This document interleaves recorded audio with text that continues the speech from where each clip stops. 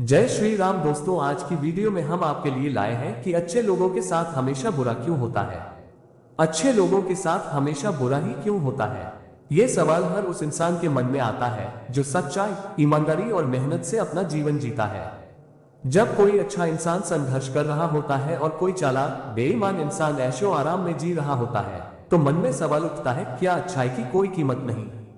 क्या इस दुनिया में सिर्फ चालाकी और धोखा ही चलता है? लेकिन सच्चाई इससे कहीं ज्यादा गहरी है। आइए इसे समझते हैं। भगवत गीता के अनुसार अच्छे लोगों के साथ बुरा क्यों होता है, इसका उत्तर आध्यात्मिक और कर्म के सिद्धांतों में निहित है।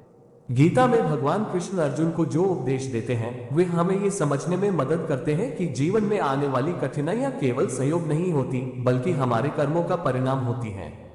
आइए इसे गीता के दृष्टिकोण से समझें। कर्म का सिद्धांत। भगवत गीता में कहा गया है, कर्मण्येवाधिकारस्ते मा फलेषु कदाचन, अर्थात हमें केवल अपने कर्म पर अधिकार है, उसके फल पर नहीं। जो कुछ भी हमारे साथ होता है वह हमारे पिछले और वर्तमान कर्मों का परिणाम होता है। कई बार अच्छे लोग अपने पिछले जन्मों के कर्मों का भुगतान कर रहे होते हैं, इसलिए उन्हें जीवन में कठिनाइयों का सामना करना पड़ता है। परीक्षा और आध्यात्मिक विकास। गीता में कहा गया है कि जो व्यक्ति कठिनाइयों में भी स्थिर रहता है और अपने लक्ष्य से नहीं भटकता, वही सच्चा योगी होता है। अच्छे लोगों के जीवन में आने वाली कठिनाइयां उन्हें और मजबूत बनाती हैं और आध्यात्मिक उन्नति की ओर ले जाती हैं। मोह और माया। भगवान कृष्ण गीता में कहते हैं कि यह संसार माया से बना हुआ है और हर व्यक्ति को अपने कर्मों के अनुसार सुख दुख भोगना पड़ता है। यदि कोई व्यक्ति सच्चा भक्त है और धर्म के मार्ग पर चलता है, तो वह इन कठिनाइयों को भगवान की लीला मानकर सहन करता है और इससे सीखता है।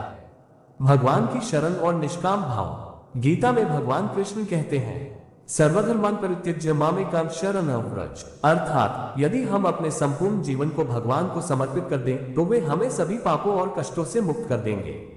अच्छे लोग जो कष्ट सहते हैं, वे अंततः प्रभु की कृपा से मुक्ति पा जाते हैं। अच्छे लोगों के साथ बुरा इसलिए नहीं होता कि भगवान उनके साथ अन्याय कर रहे हैं, बल्कि यह उनके कर्मों का फल और आध्यात्मिक यात्रा का एक हिस्सा होता है। यदि कोई सच्चे मन से भगवान की शरण में जाता है और अपने कर्मों को ईमानदारी से निभाता है, तो अंततः वह दुखों से मुक्त होकर परम शांति को प्राप्त करता है। चलिए तो दोस्तों, हम आपको एक सत्यवादी राजा हरिश्चंद्र की परीक्षा की कहानी सुनाते हैं। प्राचीन समय की बात है। अयोध्या नगरी के राजा हरिश्चंद्र अपनी सत्यनिष्ठा और दानशीलता के लिए प्रसिद्ध थे। वे न्यायप्रिय, धर्मपरायण और सत्य के पथ पर अडिग रहने वाले राजा थे। उनके राज्य में हर कोई सुखी और संतुष्ट था। लेकिन एक दिन उनकी परीक्षा लेने के लिए स्वयं देवताओं ने एक योजना बनाई। विष्णु जी का परीक्षण। देवताओं ने देखा कि राजा हरिश्चंद्र को सत्यवादी कहा जाता है, लेकिन क्या वे किसी भी परिस्थिति में सत्य पर अडिग रह सकते हैं? इस परख के लिए महर्षि विश्वामित्र को भेजा गया। महर्षि विश्वामित्र राजा हरिश्चंद्र के दरबार में आए और कहा, राजन, क्या आप सच में धर्म और सत्य के मार्ग पर अडिग हैं?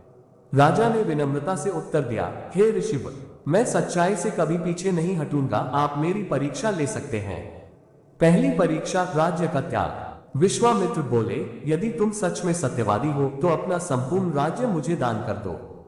राजा हरिश्चंद्र ने बिना किसी संकोच के अपना पूरा राज्य विश्वामित्र को दान कर दिया और अपनी पत्नी तारावती और पुत्र रोहिताश्व के साथ वन की ओर चल दिए।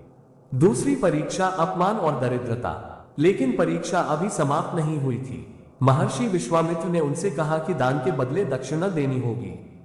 लेकिन राजा के पास कुछ भी शेष नहीं था। ऋषि ने समय सीमा तय कर दी और राजा अपनी पत्नी व पुत्र के साथ दक्षिणा जुटाने के लिए वाराणसी चले गए। वहां जाकर उन्होंने एक साहूकार के यहाँ काम करने की सोची, लेकिन किसी ने उन्हें काम नहीं दिया। तब मजबूर होकर उन्होंने एक चांडाल के यहाँ नौकरी की, जो शमशान में काम करता था। राजा हरिश्चंद्र को शवों का अंतिम संस्कार करने का कार्य मिला और उनकी पत्नी एक धनी व्यक्ति के घर दासी बन गई। तीसरी परीक्षा, पुत्र वियोग। एक दिन उनका पुत्र रोहिताश जंगल में एक सर्प के काटने से मृत्यु को प्राप्त हो गया। तारावती बेटे के शव को लेकर शमशान पहुंची, जहां राजा हरिश्चंद्र कार्यरत थे। लेकिन शमशान के नियमों के अनुसार अंतिम संस्कार के लिए शुल्क देना अनिवार्य था। जब राजा ने अपनी पत्नी से दक्षिणा मांगी तो तारावती रोने लगी, राजन, मैं एक दासी हूं और मेरे पास कुछ भी नहीं है। राजा हरिश्चंद्र ने भीगी आंखों से उत्तर दिया, मैं भी एक सेवक हूं, नियमों का पालन करना मेरा धर्म है। आखिरकार तारावती ने अपनी ही साड़ी का एक टुकड़ा देकर शुल्क चुकाया और अपने पुत्र का अंतिम संस्कार किया। सत्य की विजय। देवताओं ने राजा हरिश्चंद्र की यह कठोर परीक्षा देखी और अत्यंत प्रसन्न हुए। तभी स्वयं भगवान विष्णु, इंद्र और यमराज प्रकट हुए। उन्होंने राजा हरिश्चंद्र से कहा, हे राजन, तुमने सिद्ध कर दिया कि सच्चाई का मार्ग कठिन अवश्य होता है, लेकिन अंततः सत्य की ही विजय होती है। फिर भगवान ने उनके पुत्र को पुनर्जीवित कर दिया और राजा को उनका राज्य, वैभव और सम्मान लौटा दिया। इस कहानी से हमें ये शिक्षा मिलती है कि अच्छे लोगों के साथ बुरा इसलिए होता है क्योंकि ईश्वर उनकी परीक्षा लेता है। सत्य और धर्म के मार्ग पर चलने वालों को कठिनाइयों का सामना करना पड़ता है, लेकिन अंत में जीत उनकी ही होती है। राजा हरिश्चंद्र की तरह हमें भी अपने सिद्धांतों से कभी समझौता नहीं करना चाहिए, चाहे कितनी भी कठिनाइयां क्यों ना आए। सत्य परेशान हो सकता है, लेकिन पराजित नहीं। कठिनाइयां अच्छे लोगों की परीक्षा नहीं, बल्कि उनकी पहचान है। चलिए हम आपको कुछ और उदाहरण देकर समझाते हैं।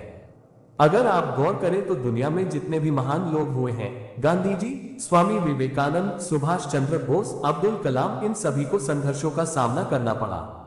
लेकिन क्या इसका मतलब यह था कि वे गलत रास्ते पर थे? नहीं, बल्कि इसका मतलब था कि वे सही रास्ते पर थे और दुनिया उन्हें परख रही थी। जब कोई पेड़ फल देने लगता है तो सबसे ज्यादा पत्थर उसी को मारे जाते हैं। जो अच्छा होता है उसे चुनौतियां इसलिए मिलती हैं क्योंकि वह किसी बड़े उद्देश्य के लिए बना होता है। संघर्ष सिर्फ उन लोगों के पास आता है जिनमें उससे लड़ने की क्षमता होती है। बुरे लोग क्यों मजे में रहते हैं? कई बार हम देखते हैं कि जो लोग झूठ, बेईमानी और चालाकी से काम करते हैं, वे जिंदगी में बहुत जल्दी आगे बढ़ जाते हैं। वे खूब पैसे कमाते हैं, ऐशो आराम की जिंदगी जीते हैं और दुनिया उन्हें सम्मान भी देती है।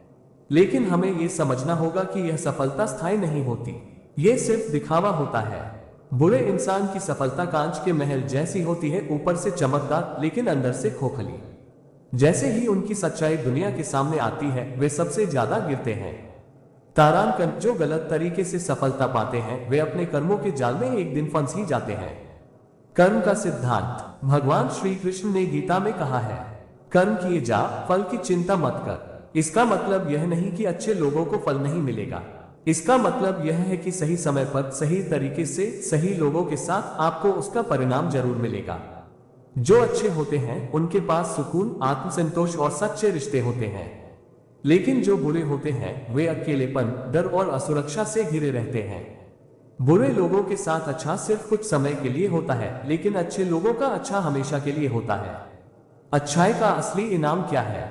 अगर किसी को यह लगता है कि अच्छाई का कोई फायदा नहीं, तो उसे इतिहास देखना चाहिए। रावण के पास सोने की लंका थी, लेकिन अंत में उसका विनाश हुआ।